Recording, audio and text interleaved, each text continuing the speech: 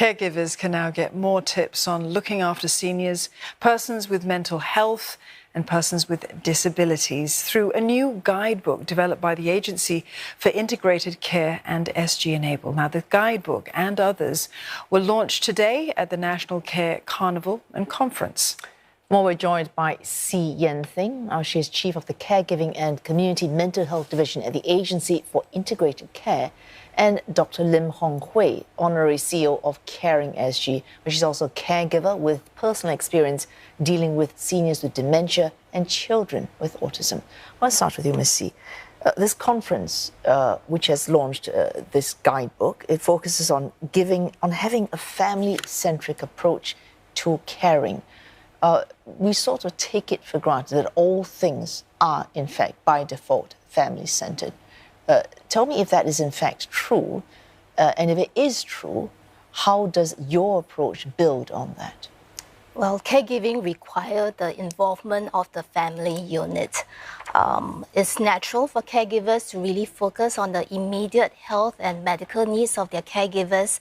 However, from conversations with caregivers, they have shared that there are key aspects that are often overlooked or neglected. Firstly, I think we often underestimate the amount of effort and time needed to do the care planning. For example, arranging for the different medical appointments, sorting out medications, retrospecting the So this is for underestimating what families need to do. That's right, yeah, indeed. And we also learned that caregivers often tend to take on the caregiving responsibility all by themselves. They don't take breaks and all. I think it's important to know that there are others that they can tap on. For example, having a sibling to bring their loved ones for medical appointment, or having someone unable to drop in with the grocery shopping and so on and so forth. I think with more caregiver support and understanding the importance of family and how they can play a part, I think it's very important to support the caregivers in their caregiving journey. Dr. Lim, now you have personal experience with doing exactly that. Now, what Ms. See was saying, families do this automatically, and maybe it should not be taken for granted. What has your caregiving journey been like, and how does that, what Ms. See said, how does that reflect something that you think should have been done for you when you were caregiving? My personal experience is when my child was diagnosed with autism, or my mother-in-law is diagnosed with dementia, the professional team usually interacts with this main caregiver. And whatever that is spoken to us, we are the ones who then have to decide what to do, how to change our living arrangement, how to talk to family members and get other supporters in.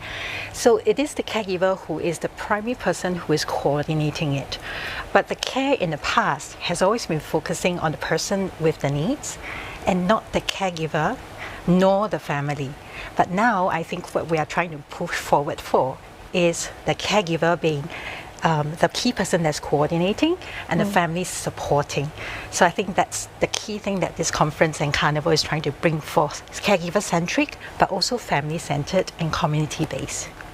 Ms. See, you spoke earlier about the key aspects that are often overlooked in this issue of caregiving. There are other guidebooks out there that address issues. How does this one specifically tackle those sort of aspects you mentioned?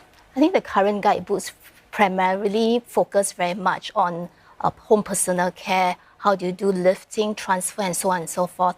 There's a gap in terms of the knowledge about how do we then look at care coordination, care planning that family members often have to undertake.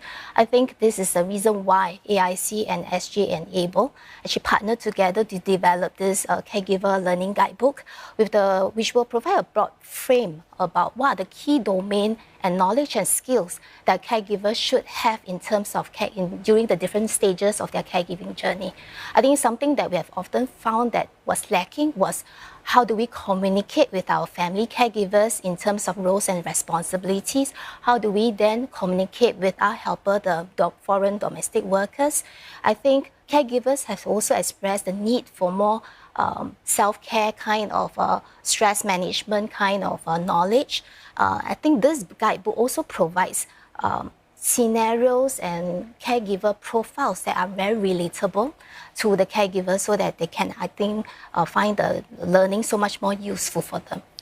Dr. Lim, as you described to us earlier, your experience with caregiving comes from both a personal and a professional sort of point as well. I mean, you've seen it from both sides. I'm sure you would have appreciated this book as an example at one point in your journey. Talk us through how, what kind of difference it could have made for you. The first impression I have when I look at this book is, wow, that's me inside there. The stories of how a caregiver start from the point of receiving the diagnosis, communicating the care, and the kind of things that is going through our mind, that things that we have to juggle in our life and make changes in our life, is all in the stories. And I think that is a very powerful way to communicate what a caregiver's life is like. So I think it's a very wonderful resource. In terms of the facts, the information is also at the right dose. A lot of guidebooks, a lot of learning, guides currently available is very factual, very heavy, and often caregivers are already overwhelmed, and if you give me so much information, I can't digest it. But this guidebook gives it at the right dose. We're coming across as, I understand you, I see that you're caring and you're managing so many things. And I would say this is even helpful for someone who doesn't know caregiving. The public, the volunteers, if you read it, you'll suddenly realize that, hey, that's what my colleague is going through, that's what my friend is going through. So I think it's really helpful.